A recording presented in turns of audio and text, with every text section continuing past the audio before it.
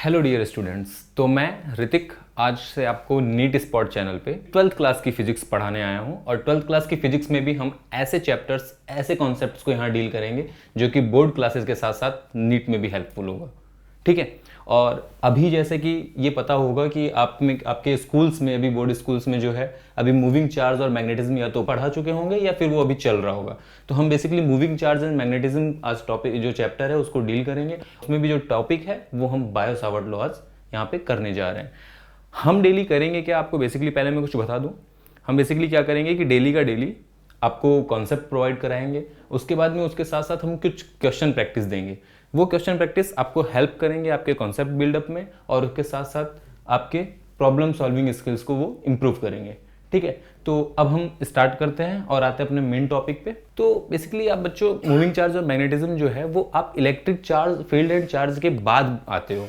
तो electric charges and field में आपने देखा होगा कि आप करते क्या हैं। बेसिकली आपने देखा होगा कि इलेक्ट्रिक चार्ज और फील्ड में आप बेसिकली क्या डील करते हैं कि आपका जो चार्ज होता है वो रेस्ट होता है, या तो आप ये कह सकते हैं कि फिक्स्ड चार्ज होता है। ठीक है, तो अब जब चार्ज फिक्स्ड होता है उसकी वजह से भी इलेक्ट्रिक फील्ड होती है।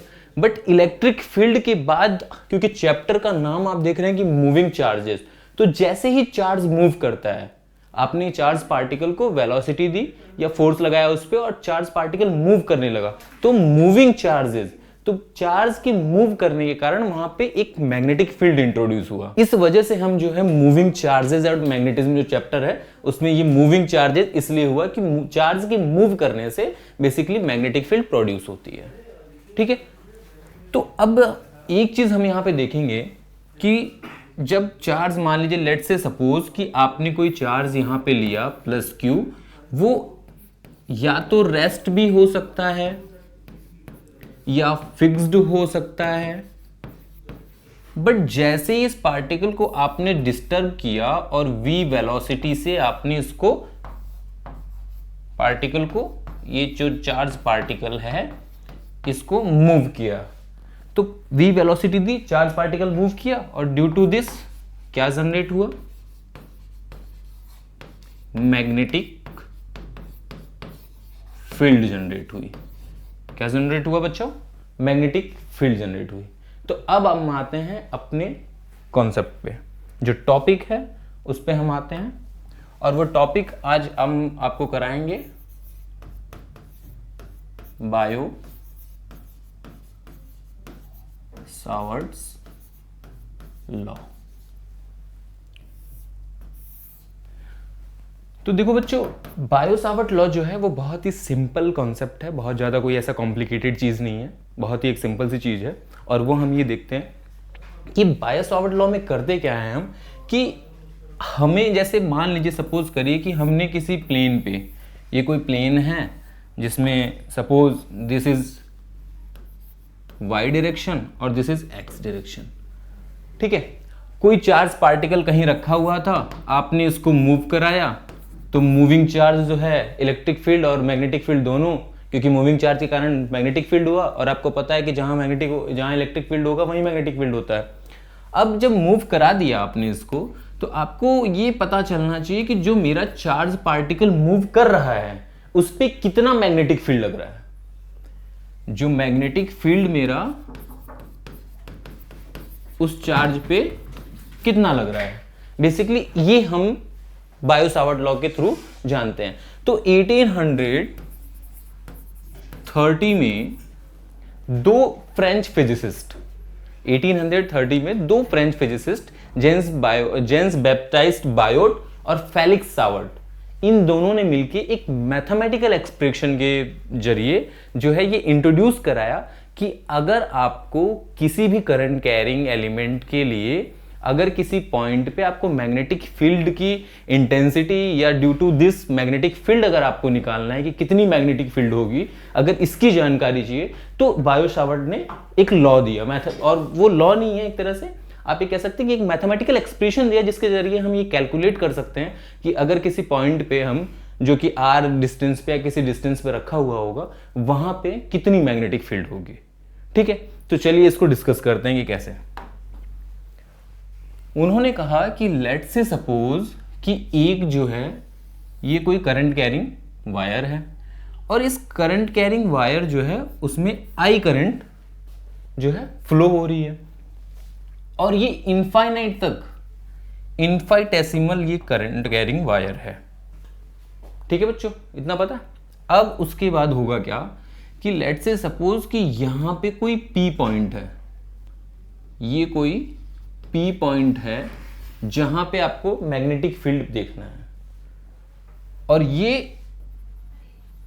आपको पूरे वायर के लिए, इस पूरे इनफाइनाइटेसिमल वायर के लिए आपको पी पॉइंट पे मैग्नेटिक फील्ड देखना है। तो अब इनफाइनाइट लेंथ के लिए तो मैग्नेटिक फील्ड निकालना पॉसिबल नहीं है। तो अब हमने क्या किया कि सपोज हम यहां पे एक स्मॉल एलिमेंट ले लेते हैं। लेट से सपोज कि अगर इसकी पूरी लेंथ एल होगी तो हमने एक डीएल जो है एक स्मॉल एलिमेंट ले लिया, क्योंकि आप इंटीग्रेशन से बहुत वाकिफ होंगे और इंटीग्रेशन से आपको पता है कि अगर हमें किसी बहुत बड़ी लेंथ की कैलकुलेशन करनी होती है तो हम स्मॉल एलिमेंट का जो है चूज कर लेते हैं और उस पर इंटीग्रेशन लॉ जो है वो अप्लाई कर देते हैं, तो सारे लेंथ की जो है मैग्नीट्यूड वाइज वो पता चल जाता है कि उसकी लेंथ क्या है।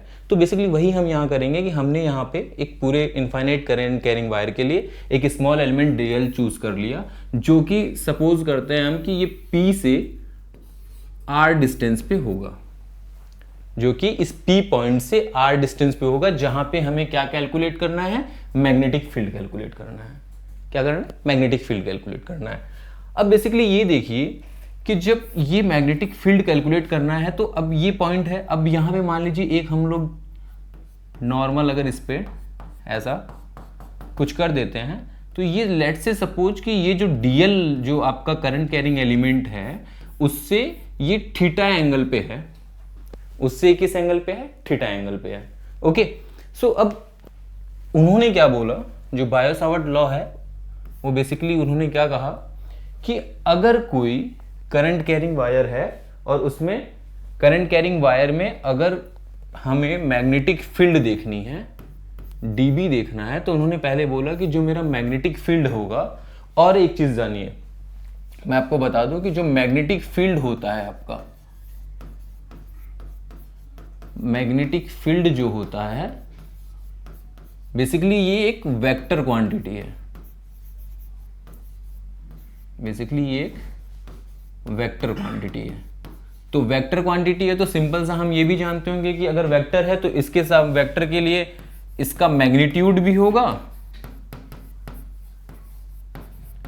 और डायरेक्शन भी होगा। अब बात आती है कि डायरेक्शन अगर होगा तो हम मैग्नेटिक फील्ड की डायरेक्शन कैसे फाइंड आउट करेंगे? मैग्नेटिक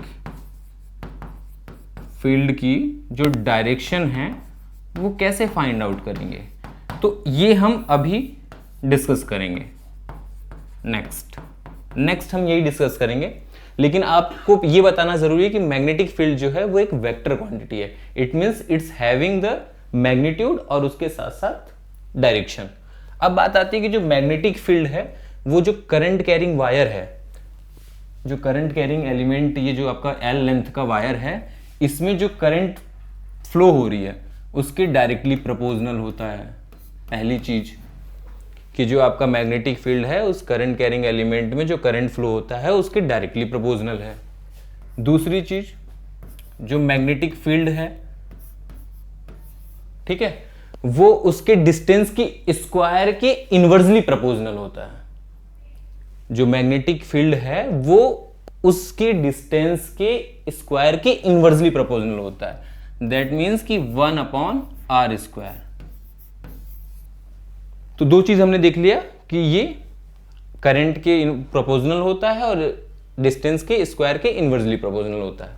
अब तीसरी चीज आती है कि जो मैग्नेटिक फील्ड है ये आपका जो है डीएल, ये जो डीएल है ये वेक्टर है क्योंकि जो लेंथ है, ठीक है, तो लेंथ में तो लेंथ तो वेक्टर नहीं है, लेकिन ये जो स्मॉल एलिमेंट लिए ये डीएल वेक्टर है और ये आर भी जो है रेडियस जो है, या जो आप कह सकते हैं जो डिस्टेंस है इस पॉइंट से इस पॉइंट तक जहां मैग्नेटिक फील्ड कैलकुलेट करना है, ये भी एक वेक्टर क्वांटिटी है।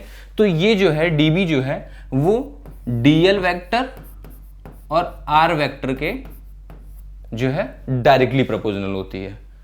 अब अगर इन तीनों चीजों को इन तीनों चीज़ों को अगर हम कंबाइन करके एक एक्सप्रेशन दें तो वो जो बायो सावर्ट ने दिया वो ये कहा, जब हम इंटीग्रेशन कर देंगे उसके बाद ये हो जाता है b is equal to mu naught upon 4 pi I D L sine theta upon R square. और यही आपका फाइनल और इंपॉर्टेंट इक्वेशन है, यही आपका फाइनल और इंपॉर्टेंट इक्वेशन है। अब ये तो मैग्नेटिक फील्ड की बात हो गई कि बायो सावर्ट लॉ के थ्रू हमें अगर मैग्नेटिक फील्ड निकालनी है किसी पॉइंट P पे जो कि r डिस्टेंस से उस करंट कैरिंग वायर के रखा होगा, तो ये मैथमेटिकल एक्सप्रेशन है।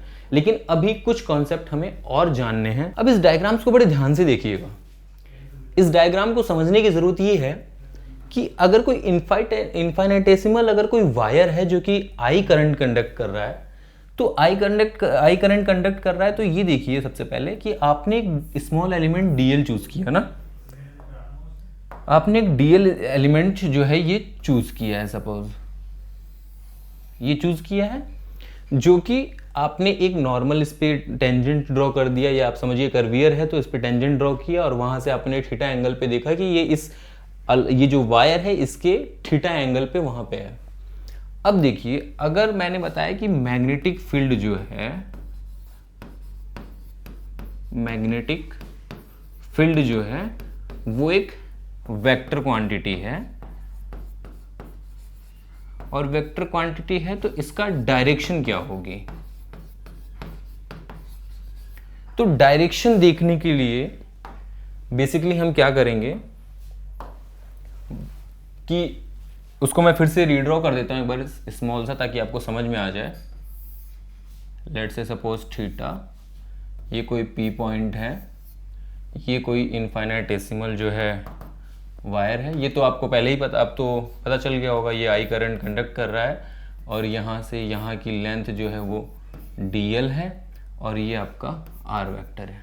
ठीक है, अब ये समझिए कि इसकी डायरेक्शन मैग्नेटिक फील्ड की जो डायरेक्शन है वो हम किससे देखते हैं, right hand thumb rule, right hand thumb rule से हम इसको फाइंड आउट करते हैं। या फिर आप कर्ल भी कर सकते हैं अपने हैंड को।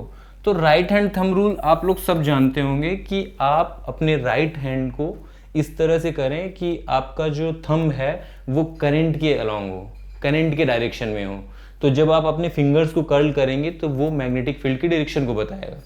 अब आप ये देखिए कि आपका करंट जो है वो थंब की डायरेक्शन में आपने किया, तो इस तरह से देखिए जैसे आप क्रॉस करेंगे तो ये इनटू द पेज है।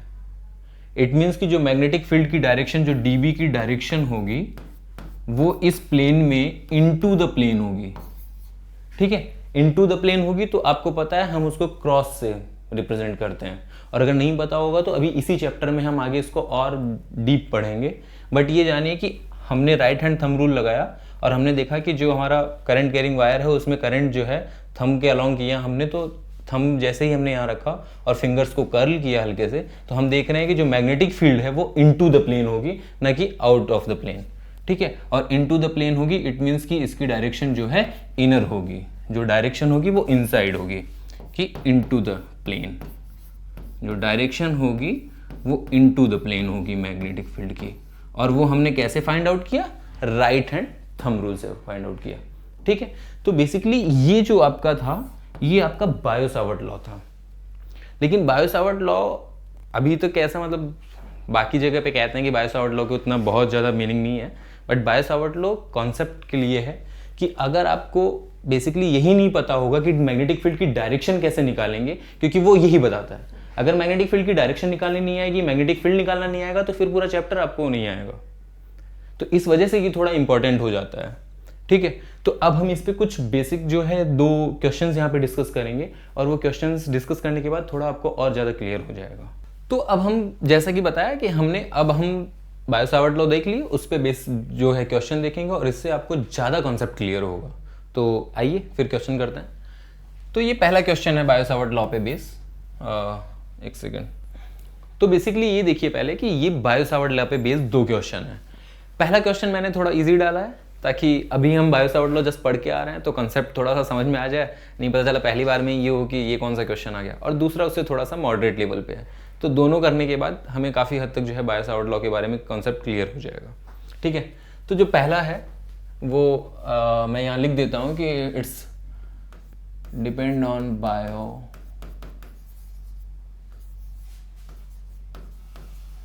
Savart's law. ठीक है, ये इस पे डिपेंड करता है। तो जैसे क्वेश्चन करेंगे, क्वेश्चन कह रहा है to maximise the magnetic field caused by a small element of a current carrying conductor at a point the angle between the element, ध्यान से पढ़िएगा, angle between the element and the line connecting the element to the point P must be. इसके कहने का मतलब simply यही है, इसलिए मैं बता रहा था ऐसे क्वेश्चंस को हमें बहुत केयरफुली करना होता है, क्योंकि ऐसे क्वेश्चंस दिखने में बहुत ईजी होते हैं बट जो करेक्ट परसेंटेज है इनका बहुत कम हो जाता है, क्योंकि बच्चे जो है स्किप कर जाते हैं कॉन्सेप्ट को। ये कह रहा है कि the angle between the element, यहाँ पे आपको कोई P पॉइंट पे मान लीजिए निकालना था मैग्नेटिक फील्ड, और जो the angle between the element and the line connecting the element, ये यहाँ पे निकालना है। इसके बीच में जो एंगल है, तो आपको पता है कि यहाँ से यहाँ की r डिस्टेंस है, ये आपका थीटा एंगल पे पूछ रहा है, ये कोई I करंट कंडक्ट कर रहा है, कह रहा है ना to maximise the magnetic field caused by the small element of current के। तो आपको बायो सावर्ट लॉ सीधे जो फॉर्मूला है उसको उठा के रख देना है कि जो dB वेक्टर है वो है mu naught upon 4 pi I, mu naught upon 4 pi I dl cross r vector और ये r स्क्वायर। अब ये r स्क्वायर है तो पहले आप ये देख लीजिए कि dl क्रॉस r, तो क्योंकि हमें एंगल की बात कर रहा है ना, हमें एंगल बता रहा है, एंगल दिया हुआ है, तो एंगल दिया हुआ है और पूछ क्या रहा है वो कि मैक्सिमम मैग्नेटिक फील्ड कब होगा, कि मैक्सिमम कह रहा है ना कि to maximise the magnetic field, तो मैक्सिमम कब होगा। तो आपको पता है कि अगर इसको हम सिंप्लीफाई कर देते हैं तो mu naught upon 4 pi I dl sine theta, ठीक है, और ये आप यहाँ पे r लिख सकते हैं, तो नीचे ये जो है आपका r क्यूब हो जाएगा। तो dl साइन थीटा हमें सबको नहीं देखना है, क्योंकि मैक्सिमम करने के लिए आप ये देखिए कि म्यू नॉट अपॉन 4 पाई ये आपका कांस्टेंट है, ठीक है, dl की वैल्यू वेरी करेगी, रेडियस वेरी करेगा, तो जो साइन थीटा है तो हम एक तरह से कह सकते हैं कि जो dB है वो डायरेक्टली प्रोपोर्शनल टू क्या है, साइन थीटा ना। और साइन थीटा की वैल्यू जो होती है वो आपको पता है किस रेंज में लाई करती है, साइन थीटा की वैल्यू एक ट्रिग्नोमेट्रिक फंक्शन है और ये 0 से 1 के बीच में जो है लाई करता है। तो साइन थीटा अगर 0 कब होता है, साइन थीटा आप सभी को पता होगा कि साइन 90 जो होती है उसकी वैल्यू 1 होती है, और साइन थीटा जो होता है वो 0 पे 0 होता है, ठीक है। अब देखिए दूसरी चीज की मैक्सिमम कब करना है ना, तो कह रहा है कि ऐसे कोई P पॉइंट पे हमें maximum the magnetic field caused by the small element. तो अब मैक्सिमम कब होगा, जब ये साइन थीटा आपका 1 हो जाए, और ये साइन थीटा 1 कब होगा, साइन थीटा 1 कब होगा, जब आपका एंगल कितना हो, थीटा बिकम्स, अगर ये समझिए मैक्सिमम करने के लिए साइन थीटा को 90 होना पड़ेगा, और साइन 90 1 होता है, और उससे नीचे रहेगा तो साइन थीटा की वैल्यू जो है वो हमेशा कम रहेगी। साइन थीटा जैसे ही 1 होगा तो ये आप यहाँ पुट करेंगे तो उस टाइम मैक्सिमम करंट मिलेगा, मैक्सिमम मैग्नेटिक फील्ड होगी, और मैक्सिमम करंट भी मिलेगा तो मैक्सिमम मैग्नेटिक फील्ड होगी। तो आप ये कह सकते हैं कि जब फील्ड को मैक्सिमाइज करना है तो आपको थीटा को क्या करना पड़ेगा, 90 डिग्री करना पड़ेगा। जैसे ही आप थीटा को 90 डिग्री कर देंगे आपका जो मैग्नेटिक फील्ड है वो मैक्सिमाइज हो जाएगा, ठीक है। तो अब हम आते हैं दूसरे क्वेश्चन पे। तो मैंने जैसे पहले ही बताया था कि पहला क्वेश्चन थोड़ा सा इजी रहेगा, इजी टू कॉन्सेप्ट, मतलब बेसिक टू कॉन्सेप्ट। अब दूसरा क्वेश्चन जो है वो थोड़ा सा टफ है, थोड़ा सा टफ, लेकिन इसको भी हम बहुत इजी कर ले जाएंगे, ठीक है, क्योंकि सब फॉर्मूला बेस्ड ही होते हैं। बायो सावर्ट लॉ पे हमेशा अगर क्वेश्चन पूछा गया है तो वो फॉर्मूला बेस्ड होता है, या फिर कभी कभी अगर वो पूछ लेता है तो डेफिनेशन या कुछ एक दो लाइन की वो डेरिवेशन पूछ लेता है। बट अगर वो पूछता है ज़्यादा तो वो न्यूमेरिकली पूछता है बायो सावर्ट लॉ पे, और जो कि डायरेक्ट फार्मूला बेस्ड होते हैं, जैसा कि अभी यहाँ देखेंगे। अब इस क्वेश्चन को रीड करते हैं। क्वेश्चन कह रहा है कि an element delta L is equal to del X I cap. सबसे पहली चीज कि अगर delta L is equal to delta X आई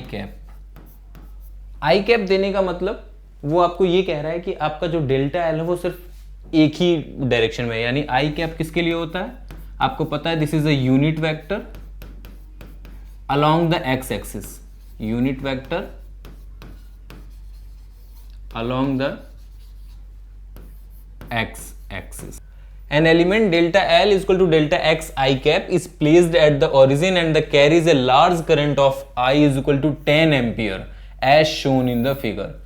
आपको दूसरी इंफॉर्मेशन क्वेश्चन ने क्या दिया है कि जो करंट है वो आपका 10 एम्पियर है, जो करंट है वो आपका 10 एम्पियर है। आगे पढ़ते हैं। What is the magnetic field on the Y axis at the distance of 0.5 metre. दूसरी चीज आपको कह रहा है कि आपको मैग्नेटिक फील्ड फाइंड आउट करनी है, ठीक है, और वो क्या करनी है, वाई एक्सिस डिस्टेंस उसका क्या दिया हुआ है 0.5 मीटर, कि r is equal to 0.5 metre पे आपको मैग्नेटिक फील्ड बताना है। और उसने ये भी इंफॉर्मेशन प्रोवाइड करा रखा है कि जो आपका डेल्टा एक्स था वो 1 सेंटीमीटर है, वो 1 सेंटीमीटर है। जैसा कि आप डायग्राम में भी देख सकते हैं कि ये आपका लाइन एलिमेंट है जो आपने चूज किया है, जो कि डेल्टा एक्स है, ठीक है, और उसके बाद ये एक्स एक्सिस है, ये वाई एक्सिस है, और यहां पे पी पॉइंट पे आपको मैग्नेटिक फील्ड निकालनी है जो कि कितने रेडियस पे है, 0.5 मीटर डिस्टेंस पे है। तो ठीक है, हम फॉर्मूला जानते हैं कि B is equal to mu naught upon 4 pi I DL sine theta upon R square. अब हमारे पास वैल्यूज होंगी, तो ये देखिए कि म्यू नॉट अपॉन 4 पाई, इसकी वैल्यू 10 टू द पावर -7, आई की वैल्यू 10 एम्पियर गिवन है, डीएल जो है वो हमारा यहां से फाइंड आउट होगा कि 1 सेंटीमीटर। तो हमेशा यूनिट कन्वर्जन बहुत डिपेंड करता है ऐसे न्यूमेरिकल्स में, यूनिट कन्वर्जन नहीं होगा तो रॉन्ग वैल्यूज आएंगी। जैसे कि डीएल जो है वो आपको 1 सेंटीमीटर दे रखा है, so which is basically 10 to the power 2 metre. क्योंकि आपको ये देखिए कि जो रेडियस है, आपको जो डिस्टेंस है जहां पे आपको मैग्नेटिक फील्ड निकालनी है थ्रू द लाइन एलिमेंट, जो डेल्टा एल है या डेल्टा एक्स है, वो 0.5 मीटर में गिवन है, वो मीटर में है। तो सारे कन्वर्जन जो है वो एक ही सेम यूनिट में कर लीजिए आप, या तो सीजीएस कर लीजिए या एसआई कर लीजिए। तो यहाँ पे सिर्फ एक ही सीजीएस का था तो हमने एसआई यूनिट में कन्वर्ट कर लिया, तो आर जो हो गया वो हमारा 0.5 मीटर हो गया। अब हम सिंपली उसको क्वेश्चन में फॉर्मूले में पुट करेंगे, और ज़्यादा कैलकुलेशन नहीं है, थोड़ी सी कैलकुलेशन है, उसके बाद हम लोग इजीली फाइंड आउट कर लेंगे कि जो है वैल्यूज़ क्या आ रही हैं। तो वैल्यूज़ क्या आ रही हैं इसके लिए हम 1 मिनट देखते हैं। तो अब हम डायरेक्टली पुट करते हैं इक्वेशन में, सारी वैल्यूज़ हमारे पास हो गई हैं। तो हमें मैग्नेटिक फील्ड निकालना है, और मैग्नेटिक फील्ड निकालने के लिए म्यू नॉट अपॉन 4 पाई की value 10 to the power -7 into I जो है वो आपको 10 एम्पियर दे रखा है, डीएल जो है वो 10 टू द पावर -2, ठीक है। अभी हम साइन थीटा के कंपोनेंट को मैक्सिमम मैग्नेटिक फील्ड की उसमें कॉन्सेप्ट में उसको 1 मान के चलते हैं, ठीक है। बाकी आते हैं, क्योंकि जो वेरीज कर रहा है पहले उस पर देख लें, जो वेरी करने वाले कंपोनेंट्स हैं उनको देख लें। और नीचे जो है आर स्क्वायर, तो आर आपको 0.5 मीटर दिया हुआ है, तो 0.5 इंटू 0.5, अगर इसको कैलकुलेशन करेंगे तो 10 टू द पावर -7 और -9 और 1 ये हट गया, तो ये हो जाएगा 10 to the power minus 7 to 9 और ये 1 8 हो जाएगा, और ये हो जाएगा 5 5 25 इंटू 10 टू द पावर -2। अगर ये चला जाएगा वहाँ पे तो ये हो जाएगा 1/25 इंटू 10 टू द पावर -6। अब आपको करना क्या है, ये करेंगे 0.04 इंटू 10 टू द पावर -6, और ये बेसिकली कुछ नहीं है 4 into 10 to the power -8 tesla. ये आपका आंसर आता है, क्योंकि आपको पता है कि जो मैग्नेटिक फील्ड जो है उसकी जो यूनिट होती है, उसकी जो यूनिट है मैग्नेटिक फील्ड की, वो या तो टेस्ला होती है या होती है वेबर पर मीटर स्क्वायर। ठीक है, तो वैल्यूज आपकी क्या आई, जो मैग्नेटिक फील्ड आपको पूछ रहा था वो क्या है, 4 into 10 to the power -8 tesla. तो आपके जो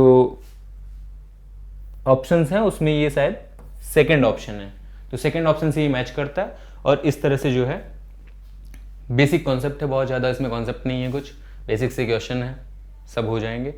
अगर आपको फिर भी कोई दिक्कत आती है, क्योंकि हम लोग जो यहाँ कॉन्सेप्ट पढ़ाने के बाद में हम कुछ क्वेश्चंस डेली जो है हमारे टेलीग्राम चैनल्स और व्हाट्सएप पे आपको देते रहेंगे, जहाँ पे आपको जाके कॉन्सेप्ट यहाँ से देखिए, उसके बाद कुछ क्वेश्चन सॉल्व प्रैक्टिस करिए। और क्वेश्चन प्रैक्टिस करने से एक चीज़ ये होगा कि आपको पहले तो प्रॉब्लम सॉल्विंग स्किल्स आएगी, और उसके साथ साथ आपका कॉन्सेप्ट बहुत क्लियर होता जाएगा।